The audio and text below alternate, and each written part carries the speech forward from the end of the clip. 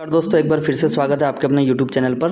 दोस्तों, पिछली वीडियो में हमने ऋग्वेद से संबंधित चर्चा करी थी और इस वीडियो में अपन यजुर्वेद के बारे में जानने वाले हैं।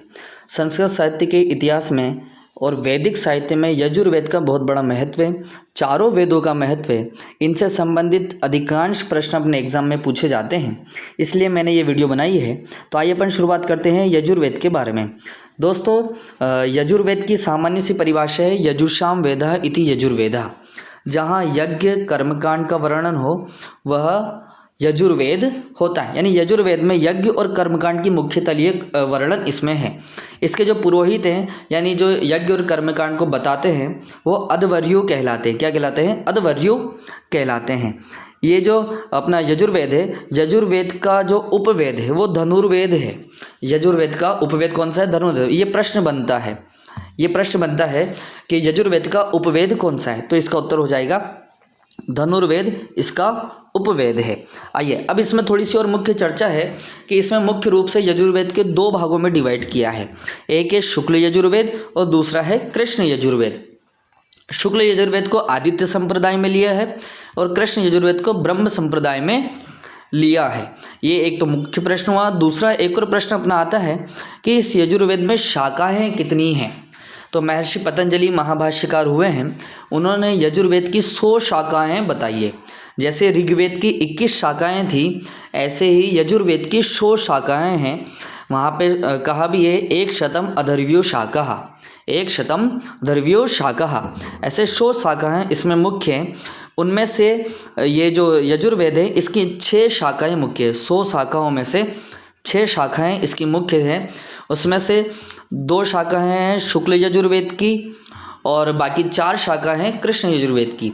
तो शुक्ल यजुर्वेद की जो 2 शाखाएं हैं उसमें है माध्यायनी पहली शाखा, और इसको ही दूसरा कहते हैं वाजसेनीय शाखा। इसमें क्या है? 40 अध्याय, 303 अनुवाक और 1975 इसमें मंत्र है। इसका जो 40वां अध्याय है दोस्तों, इसे से ईशावास्योपनिषद की प्राप्ति हमें होती है। ये प्रश्न आ सकता है कि यजुर्वेद में किस यजुर्वेद के भाग से ईशावास्योपनिषद की प्राप्ति होती है। तो शुक्ल यजुर्वेद से, और उसके भी 40वें अध्याय से हमें उसकी प्राप्ति होती है। तो दूसरा भाग है इसका काण्व शाखा। शुक्ल यजुर्वेद का दूसरा भाग काण्व शाखा। इसमें भी 40 अध्याय हैं, 328 अनुवाक हैं और 2086 इसमें मंत्र हैं। अब इसके बाद यजुर्वेद की जो और मुख्य शाखाओं में कृष्ण यजुर्वेद है, उस कृष्ण यजुर्वेद की 4 शाखाएं मुख्य हैं।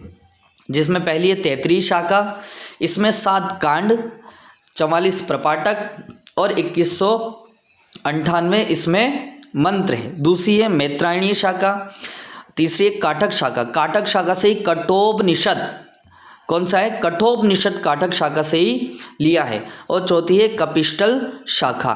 तो इस तरह से यजुर्वेद से संबंधित ये महत्वपूर्ण बातें हैं जिनको अभी अपनों ने देख लिया। सबसे पहले इसकी परिभाषा देखी। क्या परिभाषा थी इसकी?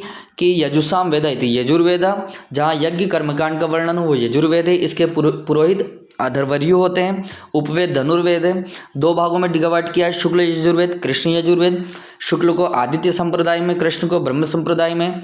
इसकी 100 शाखाएं महर्षि पतंजलि ने बताई है, जिसमें से शुक्ल यजुर्वेद की 2 शाखाएं, काण्व की एक माध्यायनी, दूसरी काण्व, और कृष्ण यजुर्वेद की 4 शाखाएं। इस तरह से 6 शाखाएं इसमें मुख्य होती है और इन्हीं से अधिकांश प्रश्न आता है। तो इस तरह से अभी हमने शुक्ल यजुर्वेद से संबंधित चर्चा करी। आशा है वीडियो आपको पसंद आई होगी। पसंद आए तो एक लाइक और सब्सक्राइब जरूर बनता है। Thank you.